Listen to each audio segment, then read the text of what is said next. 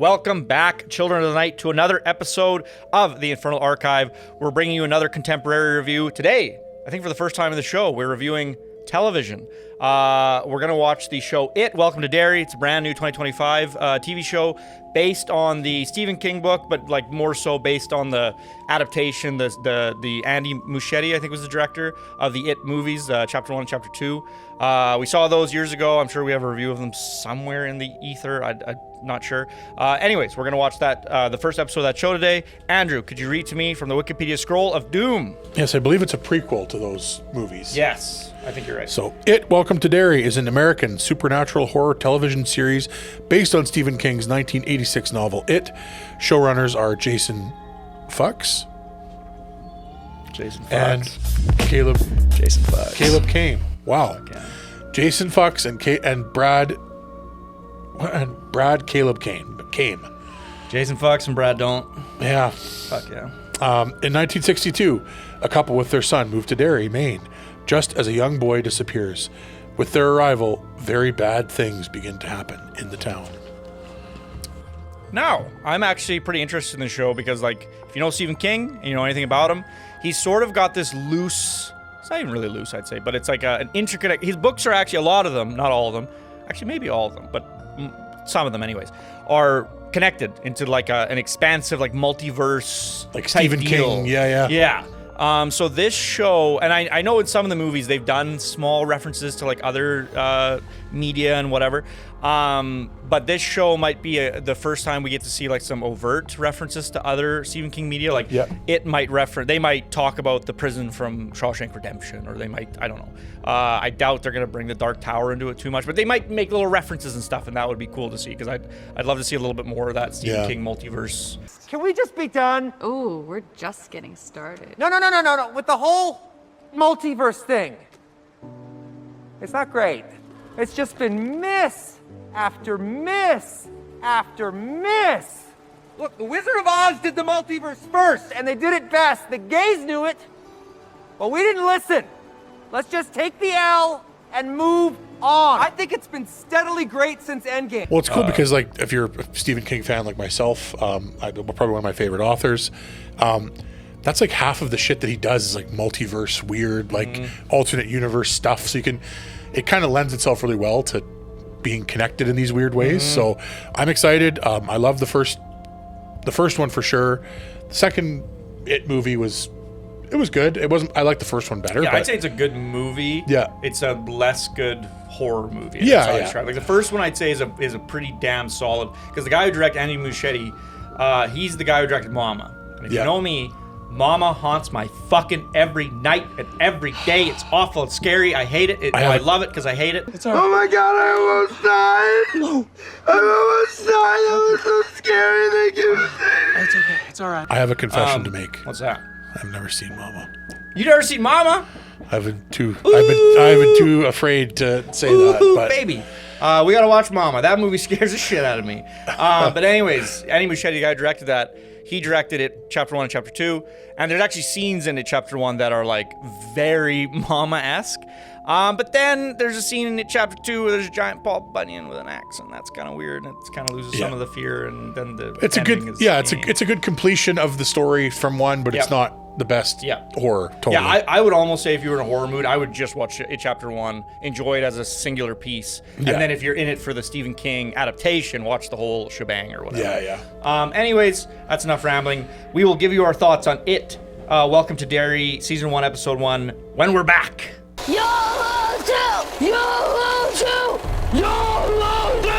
Welcome back, Children of the Night. We just finished watching It, Welcome to Derry. Pretty fucking awesome. Andrew, what'd you think? Yeah, I'm a fan of the movies, as I kind of mentioned before, so this is just scratches that itch of staying consistent with those first movies. I think if you're a fan of Stephen King and a fan of those movies in particular, this is going to be right up your alley. 100%. Like, one of the huge things I think that people said, or I think we said when we first saw it, like the Chapter 1, is that the kid actors they got were phenomenal. And it's like, obviously, if you're going to have a cast of primarily children, that's super important. And in that first movie, they fucking nailed it. And this show, It's funny when you watch a lot of movies that have a kid actor, or they'll have like one child actor, and then it's not good. And you're like, oh, that's too bad. And it's like, it must be hard to find child actors. Like, whatever. Then you see a show like this where there's like four or five like major roles for child actors, and all of them are really good. And it's like, excellent, what the fuck are these movies doing that get a child actor that sucks? Like, is it just nepotism? Like they hired some producer's fucking kid that can't act? It's honestly, find possibly fucking actors, man. Well, think about Walking Dead. That's one of the biggest criticisms of Walking Dead is like the one, like Carl. You're not in front of Carl. Carl! That he's like he's the weakest link in the show. Yeah. And so no, this and like the balls that this first episode had for a series to like friggin' end on the note that they ended was like, I haven't seen like that level of confidence in filmmaking in a long time. Since when it comes to Game of Thrones.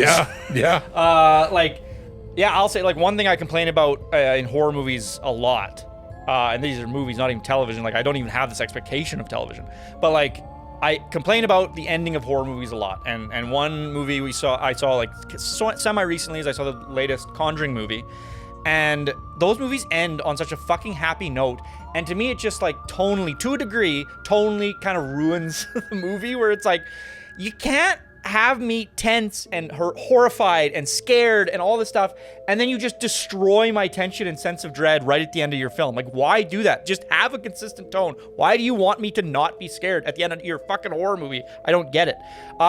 This, in fucking spades, it does such a good job where it's like, this is a scary scenario that we have you in, very similar to It. It's kids live in a town. The town is haunted. That's probably not the right word, but it's possessed, or it is weird, supernatural. Is it psychological? Is it supernatural? That's kind of the what's going on. Yeah. There's a fucking clown in the sewer. He does weird stuff to people's minds. We know that. The kids don't know that, but like we, the audience, know that. And anyways, yes, it did such a good job having like establishing a tone right at the beginning, because the initial incident, the inciting incident that happens, is pretty horrific, and it's like pretty uncomfortable, and it was like it got me like right into the fucking episode, and I'm like, this is great. And then it ends on a very similarly sort of hectic note, even more hectic, I would say. Ramped up, and like big cliffhanger too. Totally, 100%. Yeah, it's like I really have no fucking idea where the show's gonna go. Like I would have, not in 1,000 years would I have called the ending of this show. Not like never. I guess like not really a ton to comment on, like in terms of the filmmaking side of things. Like everything you'd expect in a professional production. Cinematography was good. Effects were good.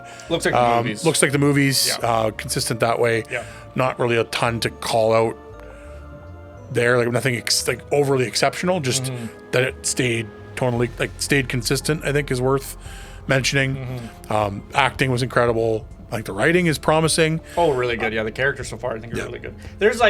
There's maybe one moment that made me kind of eye roll. It's a personal pet peeve where it's like I don't love when film or writers like give characters insight that they could have only had in hindsight. So like one thing, a character says like, oh, I don't think there's going to be a nuclear war. It's like, oh, that's easy for a fucking show that was written in 2025 to say, because you know there wasn't a fucking nuclear war. He says if. No, but still, I was just like, I don't know. Okay, that's not, it was just weird. I just don't, I'll never like it when a character, it's like, you're just writing with the post knowledge to give this character, it just, to me, I'd rather just do it in a different way. I just didn't, it was the only moment that kind of was like, I don't love that, but whatever.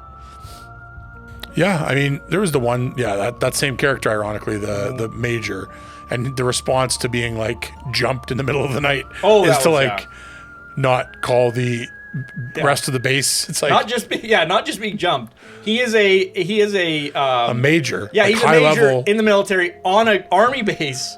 And for some reason, he's sleeping in what looks kind of like in a barracks room by himself. And I don't know if maybe because it's the 50s, right? So it might have been like, because he's an African-American individual. So it might have been that there's an African-American barrack. He was split up his buddy was there too. There was a bed beside him.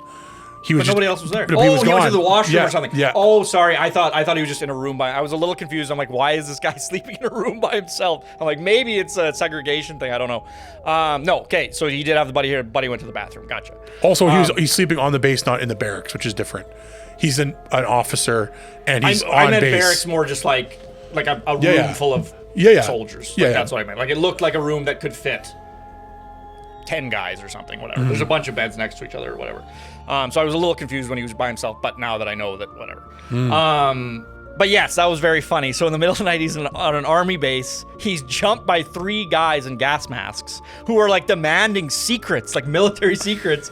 And then they managed to get away, obviously, because the character lives. But then it's like these 3 guys like run off into the night. And then the 2 guys who got jumped just sit there and kind of chuckle about it. It's like, yep. This is a huge breach of security. You need to tell somebody fucking now, man. Yeah. Like, this is not, like, shout it out the window. I don't care. It's not, you don't have to chase the guys who just had a gun on you, but do anything. I don't know. That was kind of funny and weird, but whatever. Like, but to Minor be fair, thing. Yeah, minor thing. Like, the thing is, the rest of the show is so good and consistent tonally and kind of captivating that, like, that it's nice when it's seen like that in a lot of other things would be like, oh, it's another thing to throw on top of the pile of shit that sucks. In this, it's little things that you can easily ignore because the rest of the show around it is so And phenomenal. again, because it's a show, there's however many, like 8 episodes or whatever they say they're going to, 8 to 10 episodes, whatever it is. Yeah. Who knows? Maybe there's going to be something in the second episode that kind of Explains it or it. Like something. Yeah, maybe totally. maybe they went right from there. We just didn't see it in the first episode. Yeah, totally. So like, I guess that kind of carries us on to the next thing. Like I'm really optimistic about the show. I intend to watch the episodes as they air. Maybe, like, what do you think? Are you excited? Is this something you're going to check out? I'll say my like one criticism of the show.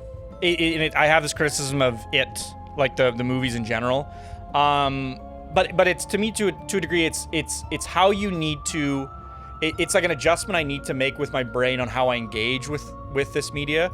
So like, there's a creature in this show. I won't give any more away than that, but it's a monster, and there are scenes that to me, like let's say I shot it or whatever. Like if it was the way that I wish it was, there would have been way less action going on with the monster. There's a scene where the monster's like in a car in a theater. There's 2 scenes where the big action set pieces with this monster, and they go on for long enough where you get to see the monster well enough that to me it lost a sense of I lost my sense of fear of the creature. So I think the scenes are still plenty tense because there's a threat and like that's good. But like in terms of wanting to be spooked and scared, I like it more when creatures are a little bit more obscured. We're getting quicker looks. We're not like it's a little more frightening and it adds a little more tension in that sense. So this show, like the movies do this as well. They'll have these extended action sequences with the creatures where you get really good looks at them to the point where your brain starts to get used to it and you start to lose the fear of the thing itself. And so like a personal thing I would have done is like maybe we do them a little bit quicker. We do a little bit less like flying around, and because it's losing a little bit of the horror and now we're leaning more into action. But the way that I sort of like while watching this episode, my answer to myself was, this town is supposed to be kind of like a nightmare come alive, and it's supposed to be a little bit more like a haunted house, like that type of thing, where the creature is trying to keep the citizens scared. And my favorite thing is when a character is scared and I am as scared as the character, so I can really like get in their shoes. So I'm not feeling that, but I really like the idea of like these sequences feel like bad dreams. Like they feel very accurate to what a bad dream would be like. And blurring the lines between that reality and dream, and especially the scene in the theater, because up until that point, it's an individual engaging with, is this a thing that I'm just seeing? Is it a delusion?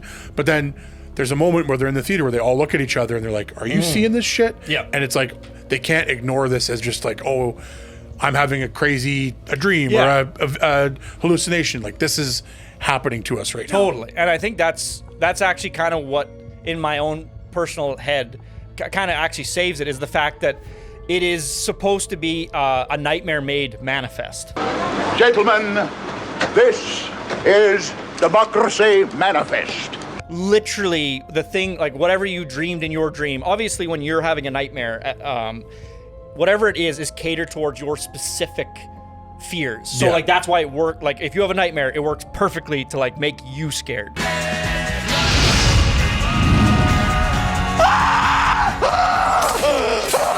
But obviously, if you made a nightmare manifest, what is scary to one person is not necessarily going to be the most scary thing to everybody else.